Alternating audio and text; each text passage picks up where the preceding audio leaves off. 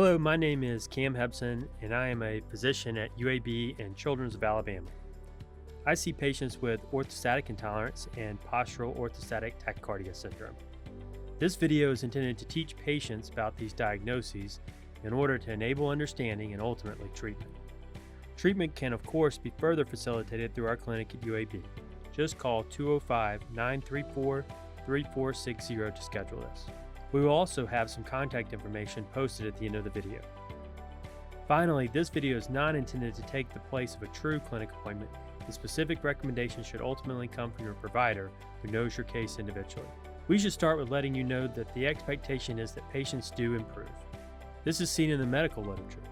A study from Mayo Clinic showed that 87% of its patients reported much improvement, only intermittent symptoms, or symptoms resolved over time. I've seen similar results in my clinic. At 6-month follow-up, chart review has shown 64% of patients reported symptoms were much improved and 21% were at least mildly improved.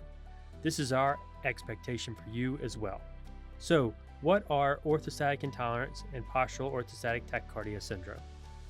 Orthostatic intolerance means that patients have characteristic symptoms when upright, sitting or standing but not lying down. These symptoms almost always include dizziness or lightheadedness. It can also include headaches, fatigue, heart racing, difficulty concentrating, amplified pain, nausea, passing out, and difficulty sleeping, among others. POTS is a specific and more severe version of orthostatic intolerance. For these patients, symptoms occur daily, significant ramifications are occurring such as missed school, and testing verifies severity, with the patient's heart rate being greater than 120 beats per minute or changing more than 40 beats per minute with standing. POTS is a type of orthostatic intolerance, and treatment of this condition is similar to how all of orthostatic intolerance is treated. Diagnosis of these conditions is done primarily to listening to a patient's symptoms.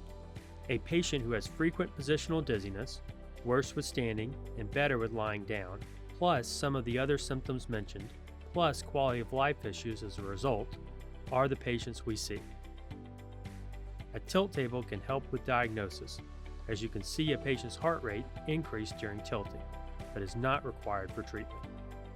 Another manifestation of orthostatic intolerance is vasovagal syncope. This is the term for when a patient loses consciousness in postural tone, which occurs as a reflex in all of us, and more prominently in patients with orthostatic intolerance.